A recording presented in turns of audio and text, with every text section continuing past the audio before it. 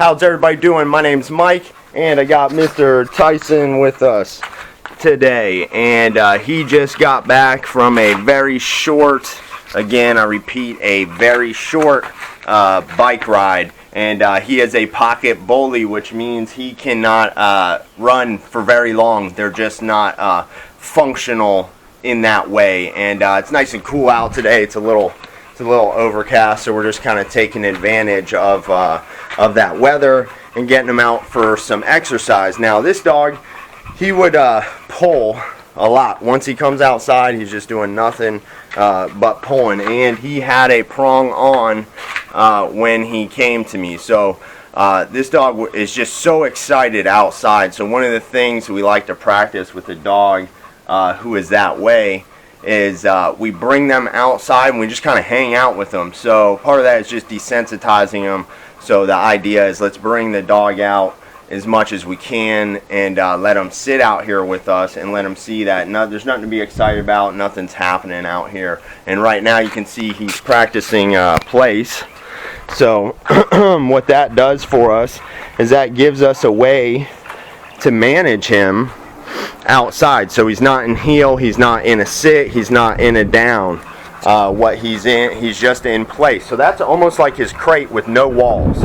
Okay, so he is he's on place. He's not allowed to leave there. I have a leash hooked up to him like we always do in training. So if he does try to leave place, I can step on the leash and bring him back to place. So I kind of made it work in my favor by giving him a bike ride and letting him go for 5 minutes and getting him a little tired. So he's going to be kind of breathing a little hard. And like I said, it's nice and cool out here, so it's not hot. You don't want to do that if it's hot. You wouldn't want to leave. You let your dog, cool off inside. Now, we already gave him water, and now he is just hanging out on place. So that's a way to manage him. It's a way to tell him, hey, I don't want you to leave that area, but you can sit, lay down. You can kind of do like whatever you want, but I don't want you to leave that area. And then that gives me access to, I can walk around. I can grab a chair if I want to grab a chair and, set it down over there and sit by him, which we're going to be just doing this, bringing them outside and hanging out with them. But, it's kind of important that you have to teach them, some basic commands before you just bring them outside. You can't bring them outside with no training. See, that's what happened with the owner. Is he's bringing the dog outside with no real training. The dog doesn't know what to do, so it just finds something to do, and the thing he found to do is pull. And these type of dogs are actually bred to pull things. They're very, very strong. This dog was pulling with a prong on. We had to reintroduce the prong to him in a way so that he understood, hey man, when you feel this pressure, it means something. Don't keep doing that, especially yourself. You don't want the dog to hurt its neck by pulling that way. These training collars are not meant to be pulled on in that manner. They're only meant to have a split second of tension, and that is it. So again, this is going to be really good for the dog to just sit out here, relax, and kind of get a view of like the road and stuff like that. He can kind of just chill. Look out, you're doing a good job, buddy. Good place. If your dog's doing a good job, of course you praise them for that. But he gets a good view of the neighborhood and stuff like that.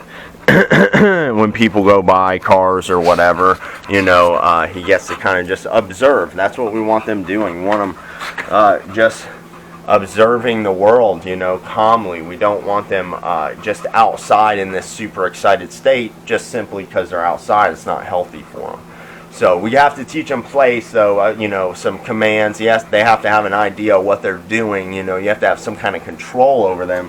So you got to give them the commands, teach them place, and then you can have access to have them outside and start teaching them, hey, we want you calm out here, do place. Just like you do inside, we're going to do that outside now. And this is actually going to cement this inside for us.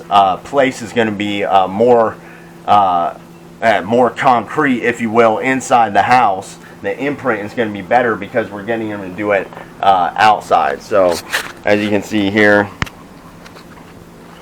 he can kind of just observe and see cars going going through if people are walking by, and it's just good for them to kind of hang out and have. When you're outside, there's a million distractions. You know, there's birds, cars, anything. Even people at another house or a dog at another house is a distraction for this dog. And in my neighborhood, there's a lot of people that they do not use leashes.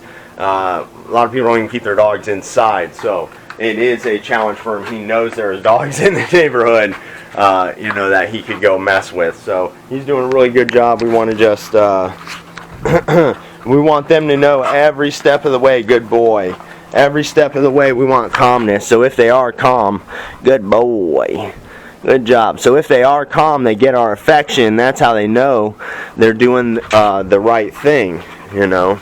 They're doing the right thing by hanging out and staying calm and listening to you. If you give them unearned affection, then that's when they learn to imprint unwanted behaviors. That's when they do things you don't want, is when you give them unearned affection. If you give them earned affection at the right time, they will only learn good things. If you just give it to them willy-nilly, they're going to learn whatever they're doing in that moment. 9 times out of 10, the dog is just very excited when people are giving it affection.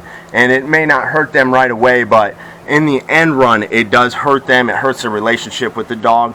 And it hurts the dog because the dog doesn't know how to properly function in daily life with a human without being confused or being corrected all the time, because no one actually showed them what they want from them. So good job, Tyson. Good boy.